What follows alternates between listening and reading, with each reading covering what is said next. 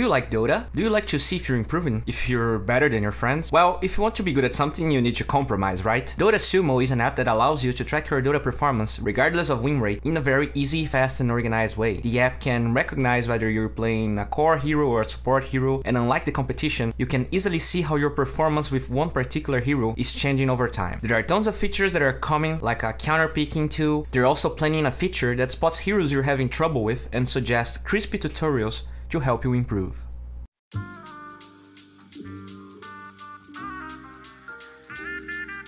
Hey guys, it's D.Bowie here, and these are things I learned with EG.Arteezy Babaev's anti-mage in 706. This game probably contains one of the greediest anti-mage builds I have ever seen. One of the reasons he can go for this is the fact that no enemy hero on the dire side has the potential to kill him early on. Shadow Shaman has the control, but doesn't have the move speed or the damage. Clockwork has the control, but anti-mage can blink away. On top of that, Radiant has a Magnus in their team, which probably propelled Arteezy to go for a build like this one, since he is really the only right clicker. Before we actually talk about the build though, let's pay attention to his laning. Even though he starts with mana break to harass Clock, this is not something easy, since Clock usually has the upper hand casting cogs and taking his mana away. One thing you need to understand about anti-mage is that he wants a static lane for the first 5 to 7 minutes of the game. If you're a support, you need to either make sure you're harassing the enemy without drawing aggro, or you pull as soon as the lane gets out of control. By doing that, you reset the creep equilibrium for your carry and he will be smiling. You can see that our Canadian boy gets triggered with Rubik here,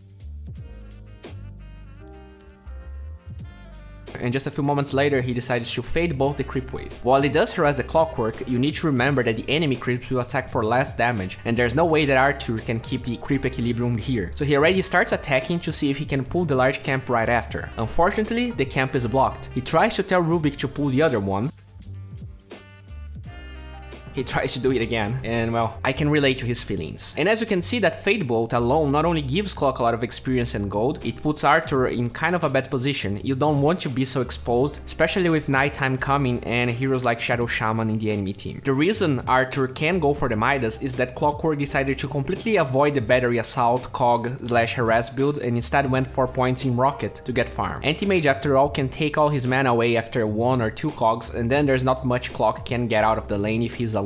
So since Arteezy understands how good of an anti-mage game this is, and because he was able to farm relatively uncontested in his lane, he goes for the item. I feel like if you don't get these two things in the same game, you should just avoid this build completely. Eventually Shadow Shaman goes bot to get a kill, but Radiant was ganking Clock as well, and this is what happens. Arteezy leaves the cogs, and after some thinking it's obvious he can get the kill. This is actually a first blood, so he really wants it. Coop has ult, but she is mid. He clicks on Clock again and they easily finish him off, and he finishes his Midas. After the 7 to 8 minute mark, you shouldn't be limited to the lane farm anymore. The way to play, provided you got a decent lane, is you either ask your support to pull as you force your creeps forward, but since you're an anti-mage you can do it yourself. Those stacks don't really need your Battle Fury to be farmed. The sheer fact you're pulling the creeps will make them softer for you soon. As you can see at the 9 minute mark, he's forcing the creeps into Clock's tower. The sheer fact your creeps are on the enemy tower also decreases the chance you'll get ganked, and voila, you just keep farming, and a lot by the way. All of the work is paying off. It's 9 minutes into the game and Clock doesn't have the hookshot, even though he's actually shoving the creeps on his tower now. After you clean that large camp, you can easily blink to the small camp and stack it, and that's rinse and repeat.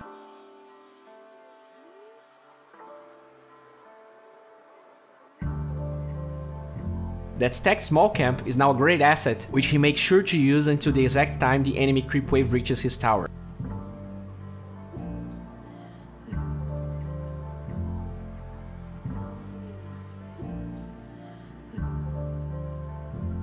He lost 0 farm, even with Shadow Shaman presence there, and the fact he stacked that camp will make sure the equilibrium is still somewhat in his favor. Crispy. I lost cause at a loss for words, trying to keep my tone down, what I'm saying's absurd, unusual, the context unique, buried in the depths of metaphorical speech. At the same time, he makes sure to check the top lane. Knowing whether Coop ult or Winter's Curse is on cooldown is very important, and sometimes you just need to watch these fights or ask your teammates. An anti-mage is not doing anything during the downtime of the creep waves, so you really don't have a reason not to do this. This is a catapult wave, so he forces the creeps, but with Luna showing up, he's forced to go farm the large camp instead. He makes sure to click her, then Weaver in the mid lane, Coop in his tier 2, and that vision gives him confidence to go back to the lane.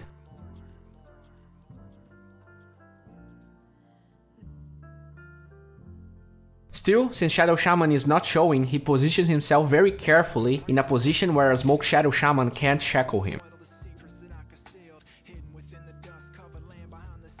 As he retreats, fearing the support, he gets vision of him, and Cop is diving Rubik. Look at that crispy play. Ideally, Arthur wants Cop to use Blink before she sees him. So instead of going on her, he actually debates his support, since she is too high on mana for him to just burst the entire mana, disabling the Blink. He ends up going in later since Rubik is just too weak to force her Blink, and even though he tries to chain stun with Mana Void, she can easily blink away. Shadow Shaman dies though.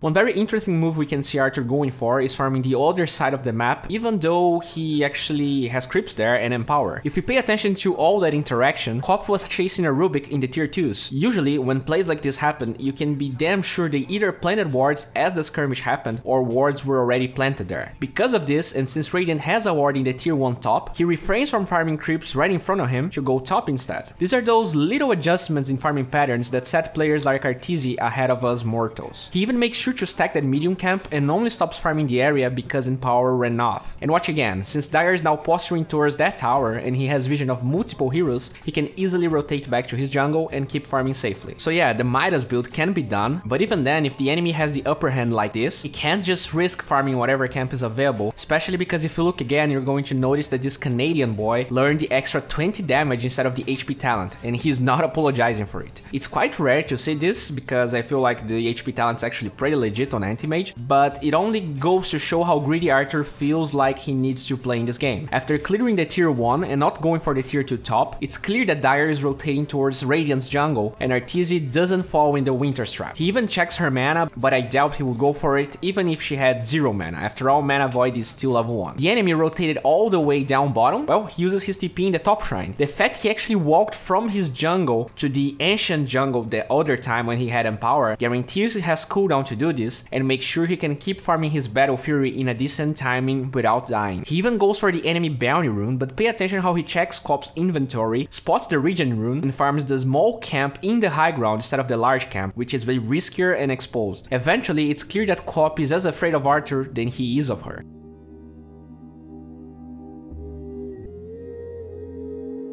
He goes for the large camp and knows that with vision from Luna bottom and a glimpse of Clock mid, there's no really way they can kill him. Finally, he gets a 15-minute Battle Fury with Midas in a game where the enemy is applying a lot of pressure. This game might feel super easy to the untrained eye, but a lot of the farming decisions and engagement decisions Arthur took were the difference in him surviving through this part of the game. I really like his decision of buying a TP in the side shop when he gets the broadsword, and of farming the right side of the map instead of going back to his ancient jungle. All of the Dire is in that area, and they definitely warded the map in an aggressive way. Farming there is asking to get hookshotted and slapped by Cop. After finishing the medium camp and having literally 0 vision of the enemy team, he doesn't go for the large camp. He actually goes to a high ground area and creep skips by standing in a very safe position. It seriously doesn't get crispier than that. Finally, with vision from the enemy heroes, he just keeps farming and ignoring Winter Wyvern. Ideally, he wants to bring more people back so that when he TPs to another area, he can keep farming safely. Clock shows up, and even though the hookshot ends up landing after Arthur's Cliff Blink, he survives with a timely blink into TP outside of tower attack range.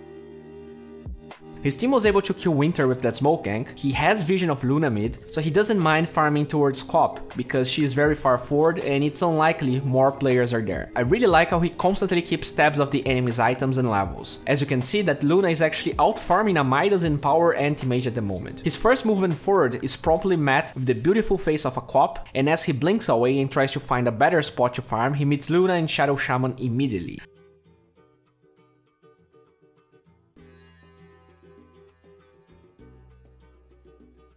Dying for the first time. He probably felt safe because Clock was showing top, one of the heroes that usually tries to gank for the most part, and he dies to the Dire's damage. That being said though, I'm quite sure he would survive this gank with the HP talent. I'm pretty sure that if you're not Arthur, getting the HP is usually a better idea. Another interesting thing to mention in this game is that for most of the time, he keeps committing his Midas in small creeps and melee creeps. Anti-Mage is already a hero that gets to level 25 pretty fast, which means that Midas is actually more of a farming item than an experience booster, especially after the changes in this patch. I feel like it makes sense what he's doing, even though it is pretty greedy. As anti-mage creep skips, Cop's also doing the same.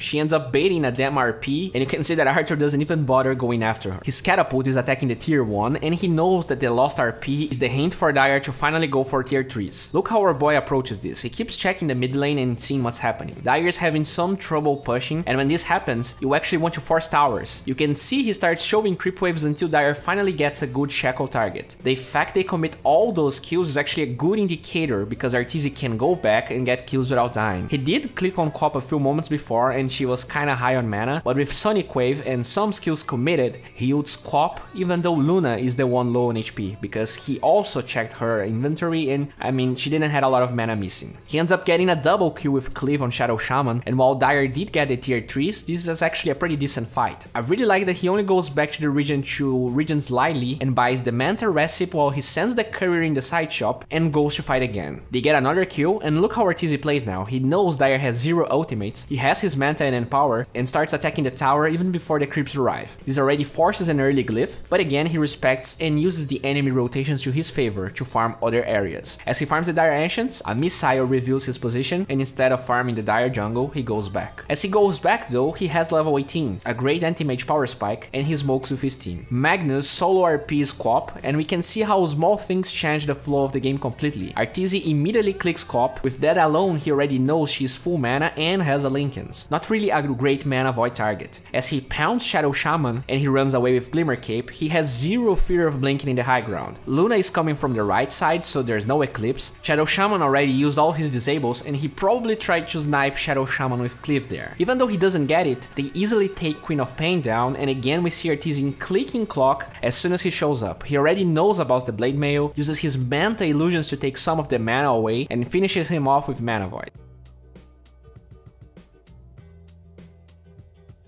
I'm a big fan of how Arthur plays afterwards. He farms Dire's entire jungle, creep skips before TPing to his bottom shrine since they got Vision of Winter entering their side of the map. He knows Clock's ult is on cooldown, allowing him to do this with no fear.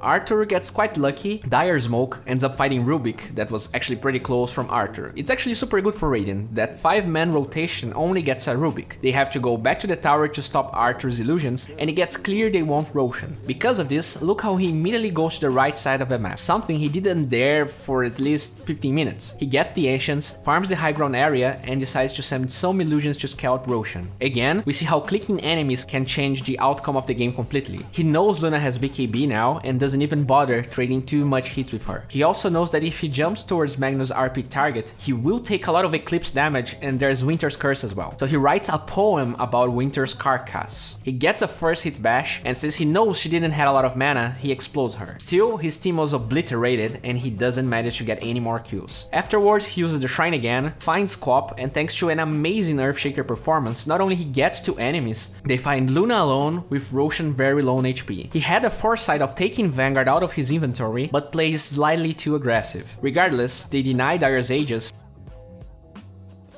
and now they take the tier 2 mid, while Arthur also has an Abyssal Blade. With Quap dead, and since he didn't have to use Mana Void to finish Quap, look how aggressive he's playing. He spots Luna, but a way easier kill with Shadow Shaman. Unfortunately, the Glimmer Cape really pays off, and a great move in my opinion, turns into a nightmare. You can clearly see how scary Luna is, and with the lockdown, Babaev dies for the 2nd time. And it doesn't end there, they start pounding at the barracks 9 seconds before he's ready to respawn. It's a very hard choice not to buy back, but I do agree with him. This is just one lane of barracks, one lane that was exposed for a long time, and they did get a lot of advantage back to Radiant. They watched their lanes fall. The important part is Arteezy's call of actually contesting that top shrine. Even though they lost barracks, they know they are stronger, and this is something a lot of times in pubs people don't realize. Losing barracks doesn't mean your team is weaker or inferior. Not only they pretty much are even in net worth after losing barracks, Dire spent wards and Sonic Wave in that fight. They end up trapping Luna, RPing Cop, and it doesn't stop there. They go for kill after kill, and they punish Dire for being greedy. And going for that Rose Shrine.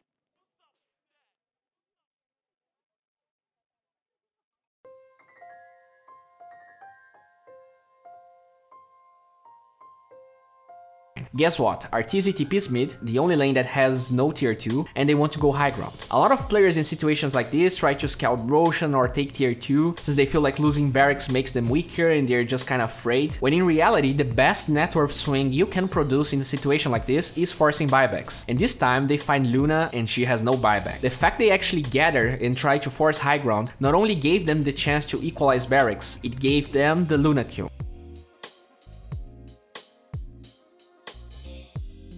Arthur takes the shrine, sells his Midas, since he is now missing only one item slot and he's already level 25. You can leave the Midas in the backpack and increase your GPM slightly, but the anti-mage farms so freaking fast that it really doesn't change much. Getting the 6 slot power spike faster is actually a bigger deal, and with the double damage they posture in the high ground waiting for something to happen. Unfortunately, his team gets another terrible fight. Earthshaker echoes a BKB Luna, and since Arthur took so much damage in the beginning, he, who pretty much represents all the damage from Radiant, couldn't do anything. Even after a nice RP from Mage, he did try to eventually blink back, but got cold feet. What Arteezy does afterwards though changes the game. Considering where the fight took place and the lanes, it's possible that they regen in their shrine and walk towards the bottom lane. Arteezy with a TP keeps farming safe and waiting to see what Dire is up to. He can see people bot, and thanks to a high ground ward that his team planted, he has the foresight that Shadow Shaman is there and is able to get an easy kill. Since he brought creeps with him, he can easily take the top barracks, and now even if the Dire heroes come back, it's very unlikely they can kill Arteezy because of the net worth and also the heroes in the draft. Look how Arteezy plays as soon as he starts attacking the range barracks. He keeps analyzing how many heroes are bottom and how much damage they're dealing to his buildings. And it's clear that Arthur is winning. Coop shows up, he clicks on her, sees that killing her is going to be quite difficult, and just keeps focusing objectives. She might be hard to kill, but her build is not nearly enough to bring him down as well. He keeps checking the bottom lane to see how many heroes are there, and when the tier 3 falls, he can easily go back because Coop has no disables and they kill the Dire heroes. While this feels like an amazing play for the Radiant side, that low-key Cardi slowly but surely takes the melee barracks down, not only equalizing the lanes, but also giving Luna the gold for buyback. Very unfortunate. The choice of Assault Cuirass in games you just can't die is great in my opinion. His team is terrible at base sieging, and if the item reaches him and Luna has no buyback, they probably can take the throne before she gets back, since as of now he is already taking buildings even with backdoor protection. It starts to get crazy though. Dire makes the best effort to hold Luna's buyback, and when Coop throws the Sonic Wave, his Assault Cuirass gets deleted before it reaches him, and on top of that he has no buyback. So what seemed like an easy win starts fading away. I really like that he cuts the waves on both mid and the top lane, and Arthur goes for a high risk, high reward play. It's nighttime, there are no buildings to give vision of him invading that area, at least in theory, and he slowly crawls into Dire's base. But look how he approaches this. As soon as he blinks the first time, he sees Clock hookshotting the Magnus, which means they probably had no ward revealing him there. He goes even further, sees Luna bottom with a TP in the backpack, and pay attention where he blinks when he tries to go for the barracks. He tries to blink in a blind spot of the enemy base since it's nighttime. It seems to be working because as he walks to the barracks, he pans the camera towards the enemy heroes and they are not reacting. The glyph comes a little bit too fast though. The Glimmer and Solar Crest again works amazingly well against Arthur, and he doesn't manage to explode Winter, and slowly but surely dies without buyback against the Dire. This is the carry Clown Fiesta actually. Luna decided to use the timing window to take the top lane by herself, and well, the game is even again. Luna buys back to get Roshan, and let's see how Arthur approaches this. For starters, Arteezy has no buyback, and because of it, he just gets super hidden in his base. They are still super strong. Everyone shows top, and with his allies close to him, he is not afraid of using Manta right away to take those pesky wards. They really want to keep at least one barracks. Right afterward, they explode Coop, Luna's Aegis, and all wards, which means they are in a great position. Winter tries to curse Anti-Mage to allow Luna to get Mega Creeps, but even if they got it, Luna spent buyback, remember? And Arteezy didn't, which means he just needs to march forward. He was already taking buildings without his assault, and in this case, there was no backdoor protection. Dire gets Mega Creeps, but it doesn't matter. I feel like the right play from Dire was actually doing everything in their power to stop the Radiant push. Since he went for this very greedy build, he can end the game even with Dire playing their hearts out. Well played. Guys, I just want to remember everyone that I am crowdfunding my way to TA7, and if you're interested in the project or you just like my work, I would be very glad if you actually check the link in the description. I'm also streaming pretty much every day, and I'm going to give away an Arcana when I get 4K followers on Twitch, so follow me there if you're interested. As always, Pugna is a platform where you can learn from people like Chessie, Fog, Muniba and get better at the game. They have now great content on the new patch, and if you want to raise your MMR, it's a great time. Just figure out the patch faster than others and get those easy, crispy wins. If winning MMR is not enough for you though, you should definitely check out our new partner, Lootcase. There you can win and find beautiful cosmetics and go from 0 to hero. They also give you a bonus on every deposit you go for, and if you register with my referral link, you're gonna get an even bigger one, so check that out.